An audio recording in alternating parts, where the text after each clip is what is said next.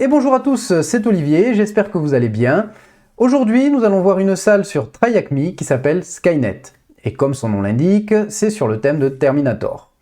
Dans cette salle, ça va être un petit travail de petit poussé en fait, où en fait il va falloir faire de l'énumération web, de l'énumération Samba, du brute force, et enfin du Privesc avec la méthode prévue pour cette salle, qui est une méthode que nous avons déjà vue, mais on va voir tout de suite, et en bonus, une autre méthode qui en fait, c'est une nouvelle faille qui est apparue récemment et qui en fait va simplifier beaucoup de capture the flag déjà existants. Mais je vous en dis pas plus et je vous laisse ça découvrir en vidéo. Allez, c'est parti!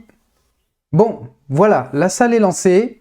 C'est une salle où il y a, je vous montre pas parce que j'ai les réponses juste en dessous, où il y a différentes questions en plus de demander les flags user et les flags root.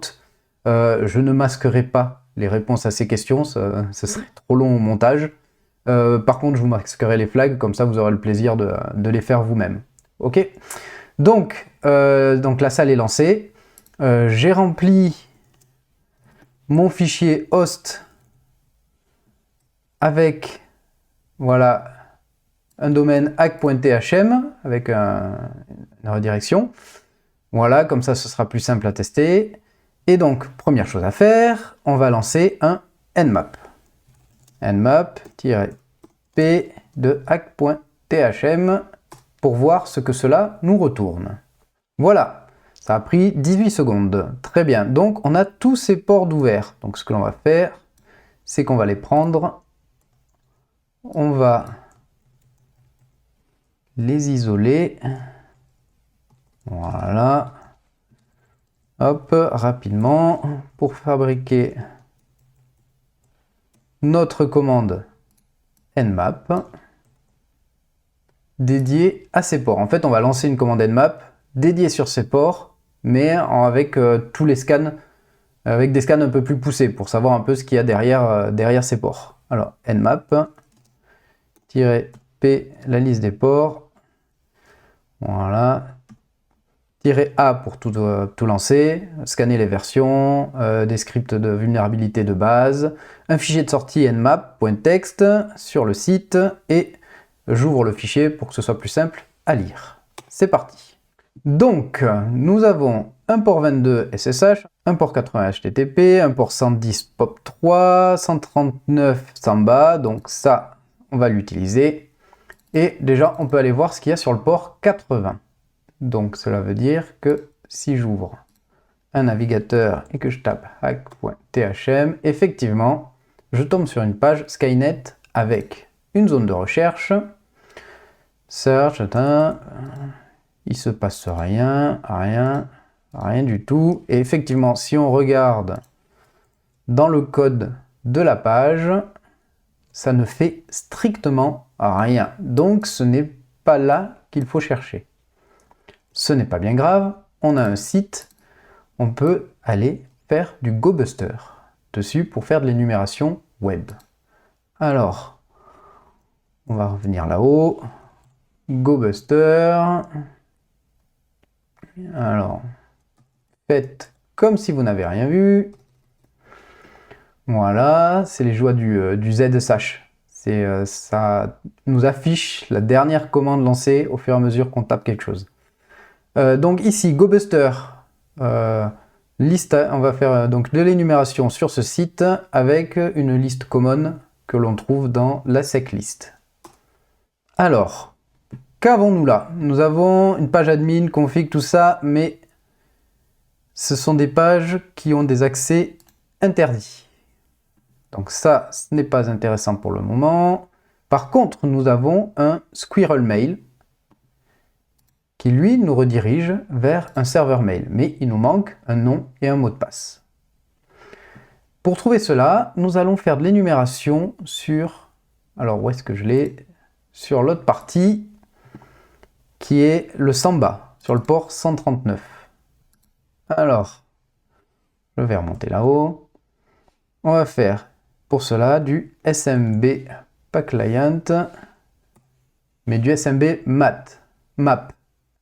sur le site hack.thm et sur le port 139.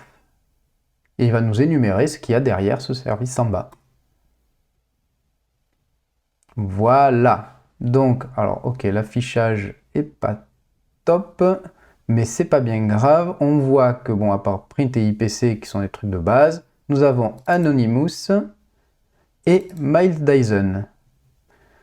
Donc, on va essayer, on peut se dire que Miles, on va essayer les deux. Donc, on va tester de se connecter sur Anonymous.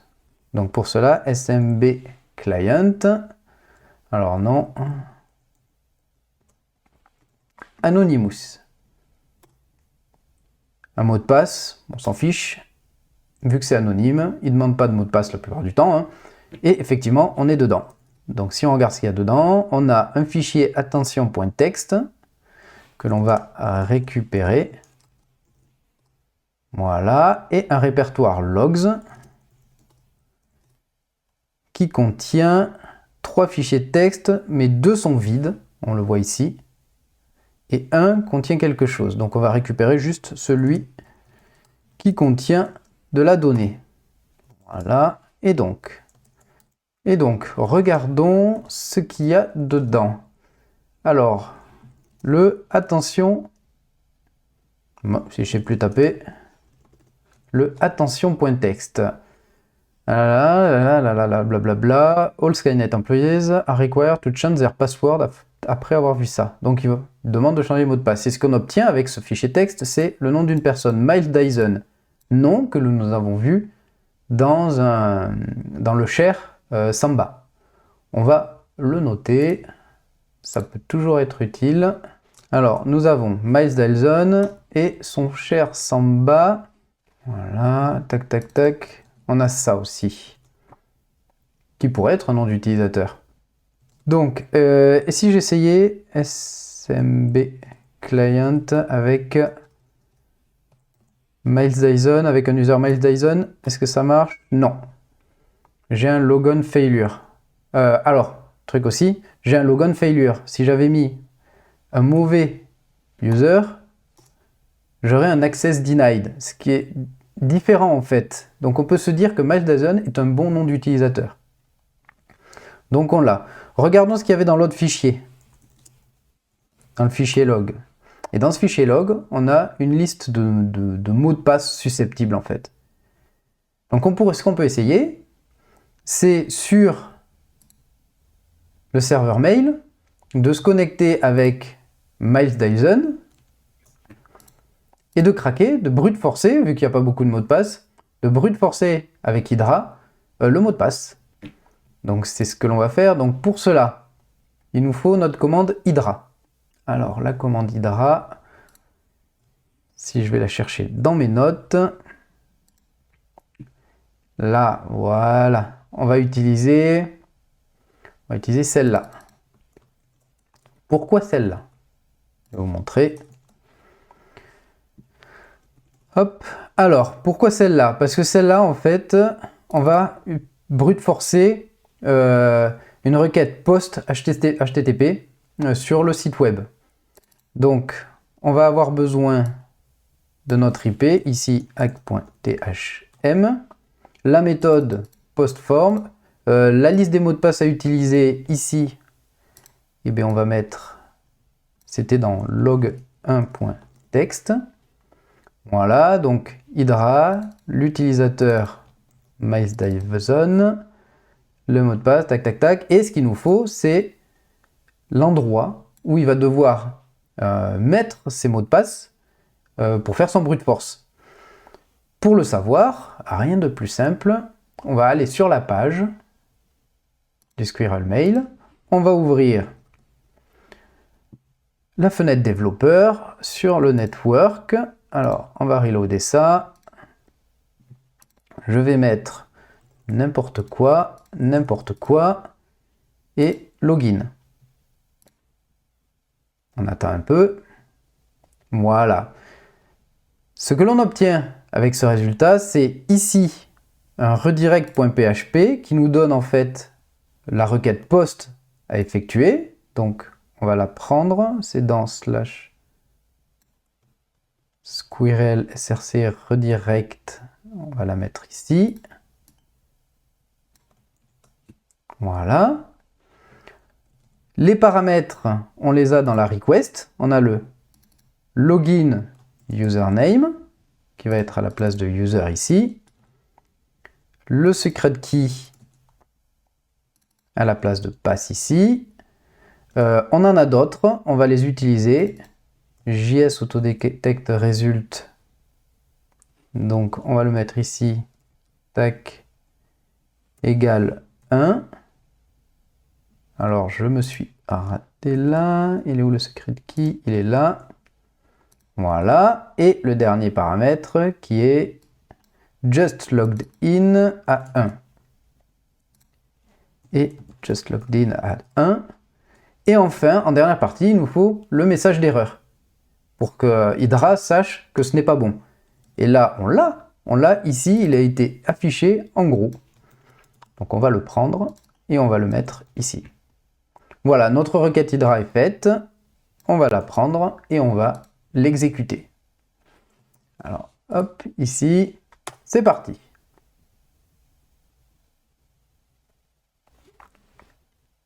Et on a eu notre résultat. J'aurais pu mettre, est-ce que je l'ai mis? Non, ouais, un -F pour qu'il s'arrête une fois qu'il a trouvé le premier, une fois qu'il a trouvé un bon résultat. Donc, pour ça, on a Miles Dyson et on a son mot de passe, qui est ça. On va le noter ici. Voilà, et on va bien voir. Apparemment, ça a l'air de marcher pour Squirrel Mail. Donc, on va aller retourner à la login page. Ici, on met le mot de passe. Ici, l'utilisateur. Et ça passe. On est dedans. Donc, étape suivante. Samba Protect Password Reset. On a un mail de Skynet. On va le regarder. We have changed your Samba password after system malfunction. On nous donne un nouveau mot de passe que l'on va noter ici. Très bien. Qu'y a-t-il d'autre comme mail? Les autres mails ne sont pas forcément intéressants. Vous pouvez vous amuser à les déchiffrer, mais ça ne sert à rien pour la suite de la machine. Donc, on a récupéré un mot de passe Samba. Donc, ce que l'on peut faire, c'est réessayer cette connexion, un Samba client, se connecter sur le répertoire Miles Dyson avec l'utilisateur Miles Dyson. On nous demande le mot de passe. On va aller le chercher. Et ça passe, on est rentré. Donc si on regarde ce qu'il y a dessus, alors je vais juste peut-être essayer de ça un peu là, hop. Est-ce qu'on peut voir? Je vais dézoomer un peu, voir si on peut mieux voir. Non, les affichages ne sont pas terribles. Bon, c'est pas bien grave. Ce que l'on peut voir, on peut voir que c'est plusieurs PDF, mais un répertoire qui s'appelle Notes. Donc on va aller dans Notes. Et ici, on a plein de fichiers Markdown, mais on a un fichier important.txt. Alors, on va le récupérer et voir ce qu'il y a dedans. On nous dit en 1 qu'on a ajouté des fonctionnalités à la bêta, au CMS bêta, à cette adresse. Nouvelle adresse. C'est d'ailleurs en aparté, le mot de passe de Miles Dyson, c'est la première question, je crois, du CTF. Ça, c'est la réponse à la deuxième, le répertoire caché. Je vais le noter par là et on va l'utiliser pour aller voir ici. On tombe sur autre chose, une image de Miles Dyson. Il n'y a absolument rien dessus d'intéressant.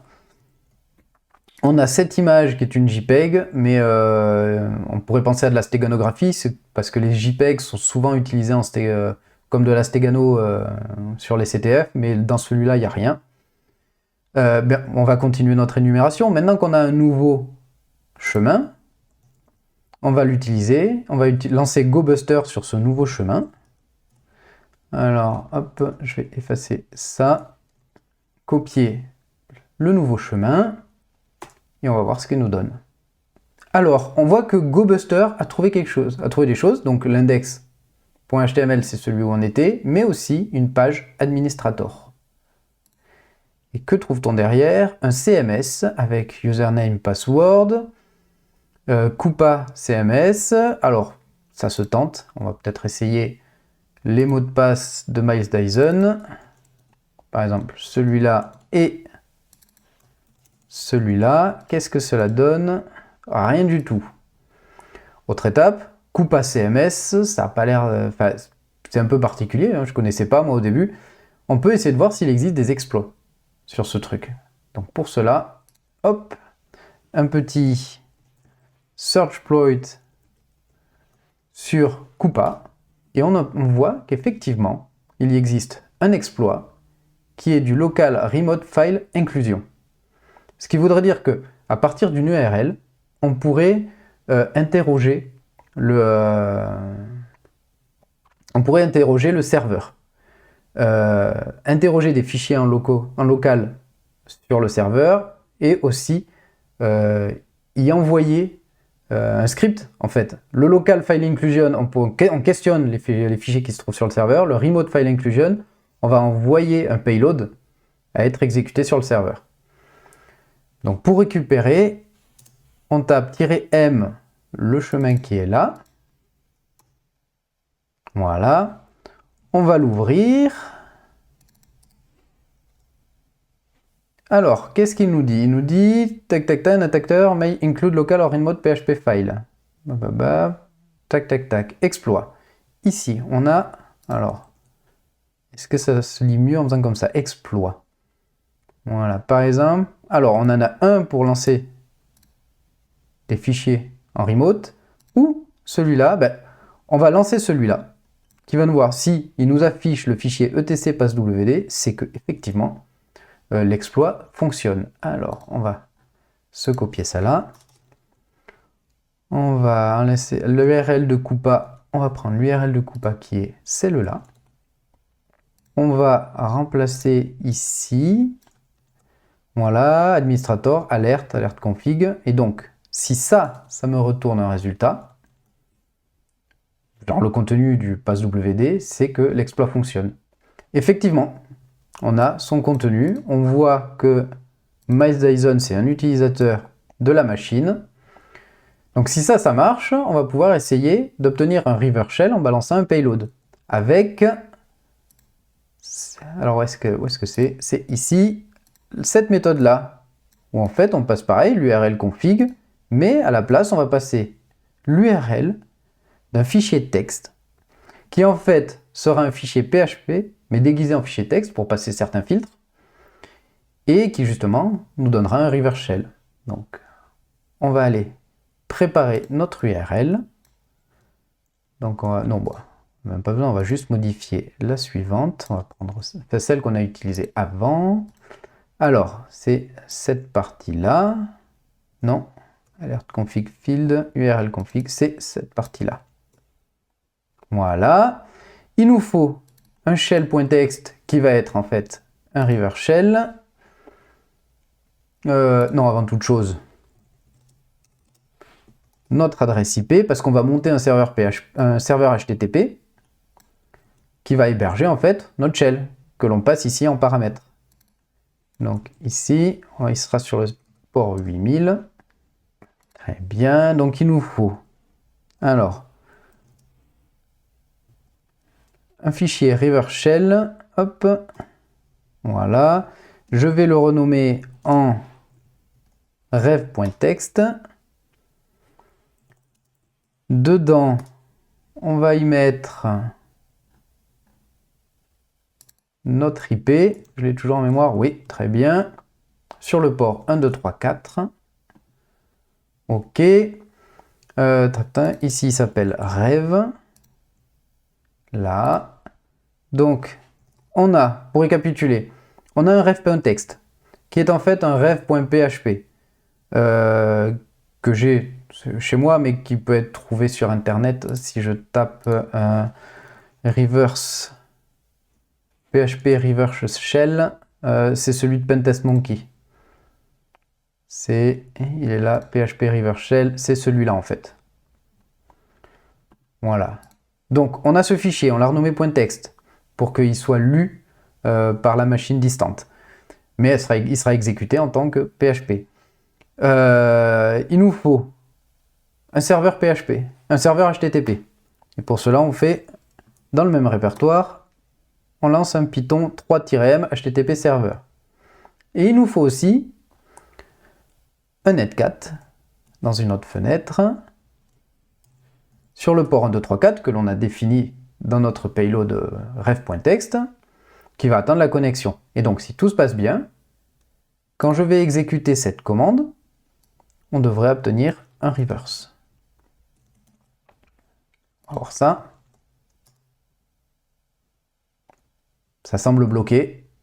Si on regarde derrière, effectivement, je suis sur la machine. Donc, maintenant qu'on est sur la machine, on va le stabiliser pour éviter qu'un CTRL-C nous ramène sur notre machine à nous. Alors pour cela, hop, stable, je me suis retiré en tapant, c'est pas grave, il est là. Quelle version? On tape which Python 3 pour voir si Python 3 est dispo. Oui, il est là, donc on peut utiliser celle-là. Voilà. Un export. Et le STTY de chez nous. Voilà. C'est-à-dire que maintenant, si je fais CTRL-C, c'est bon. On va faire mon alias. Voilà, pour avoir quelque chose de plus joli, et c'est fonctionnel.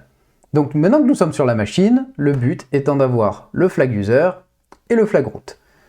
Pour cela, on va aller dans /home, on voit qu'il y a Miles Dyson dedans. Alors, hop, on va le faire comme ça, cd Miles Dyson.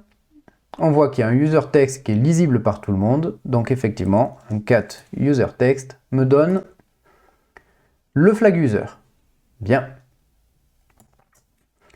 Allez, on a le flag user, maintenant il faut pouvoir élever les privilèges. On pourrait lancer un linpiece dessus, qui va nous faire de l'énumération complète. Après, avec un petit coup d'œil, dans le répertoire Miles Dyson, on voit qu'il y a un autre répertoire qui s'appelle Backup. Backup qui a été créé par root. J'ai envie de dire, c'est soit le root qui a créé ce backup, ce répertoire à la main, soit il y a un job qui tourne. Si nous allons dedans, qu'est-ce que nous avons? Nous avons un backup.sh dont le owner c'est root et un backup tgz. 5h59 a été créé. Si je tape la date, il est 5h59. J'attends un peu parce que j'ai vu qu'il était 54 secondes. Si je retape la date, 6 heures. Et donc, si je refais un LL, on voit que backup.tgz a été mis à jour. Donc, c'est en fait, il y a un cron derrière qui tourne toutes les minutes pour faire un backup de TGZ. En fait, là où on veut en venir, c'est qu'en voyant ça, on se dit, ok, on va pouvoir faire du tar wildcard inclusion. Quelque chose qu'on a déjà vu, mais je vais vous le remontrer. Donc, que fait backup? Backup, on ne peut pas le modifier, mais on peut voir ce qu'il fait.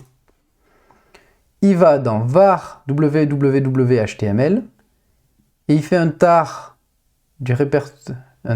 dans backup.tgz qui se trouve dans backup de Miles Dyson de étoile. Et c'est là où est la faille. Nous, on va essayer de substituer le étoile par des paramètres de tar pour exécuter un nouveau reverse shell, en fait.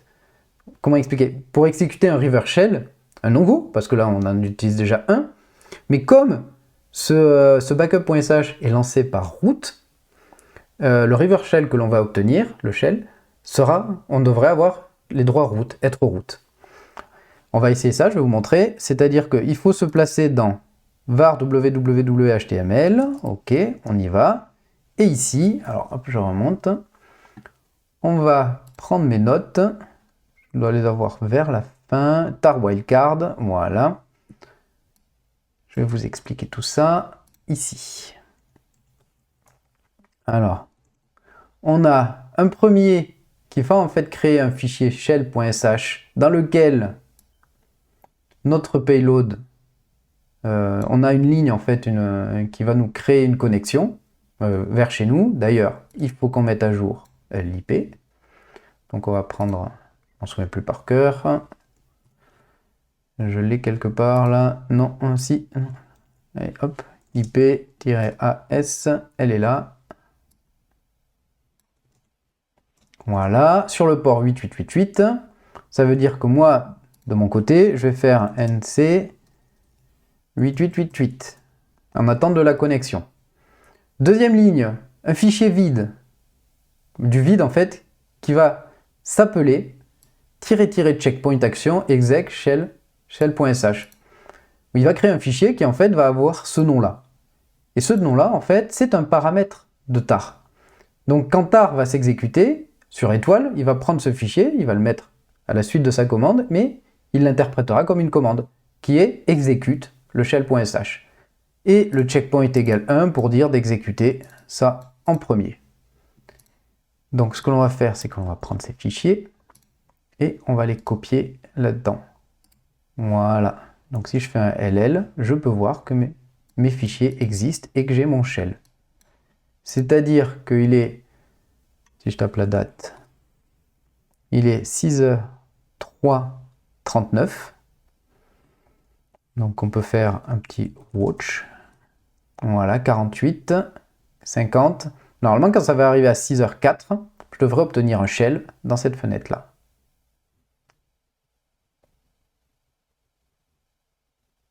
Voilà. J'ai un shell qui a été créé. Et si je tape ID, je suis root. Je n'ai plus qu'à aller dans /root et de faire un cat du root.text pour avoir le dernier flag.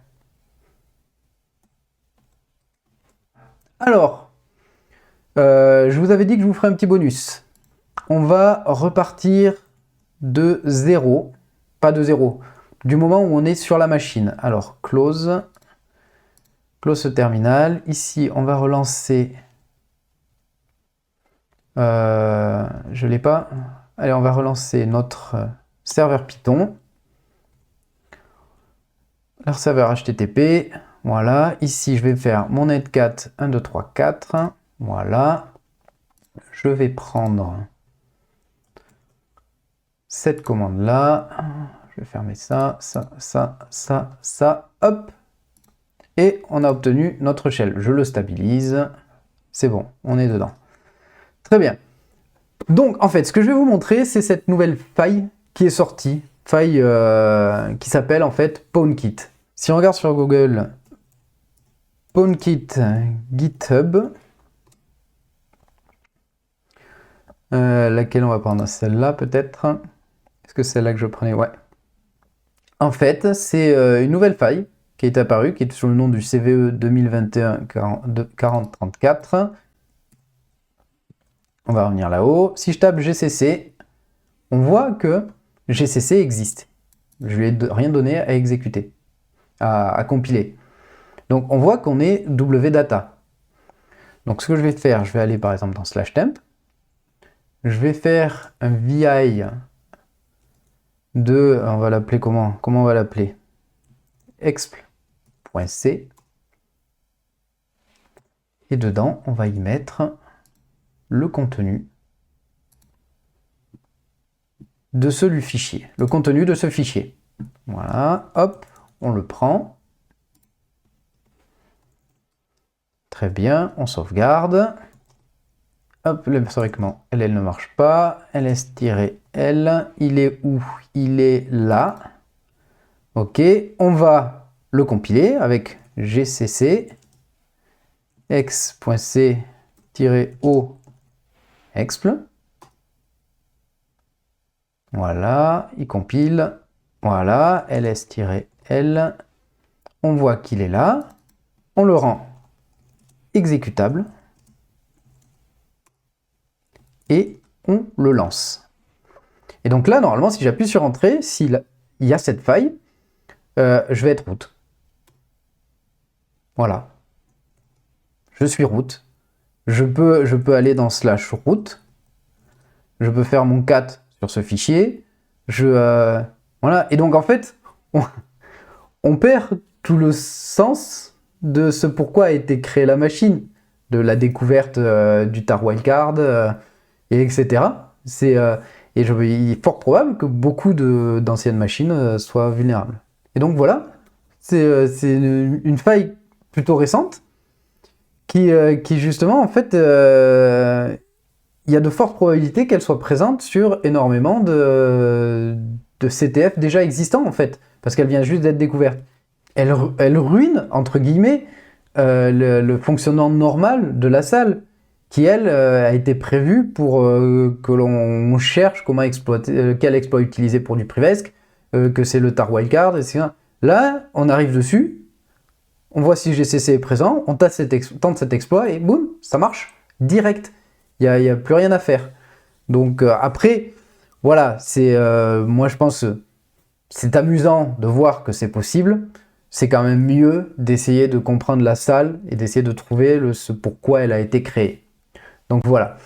Et donc pour résumer, petite salle très sympathique où en fait on fait un travail de petit poussé, d'essayer de remonter le fil, de tirer la pelote de laine pour arriver en fait à obtenir le shell sur la machine, de voir comment on fait après pour obtenir le Privex, et puis voilà.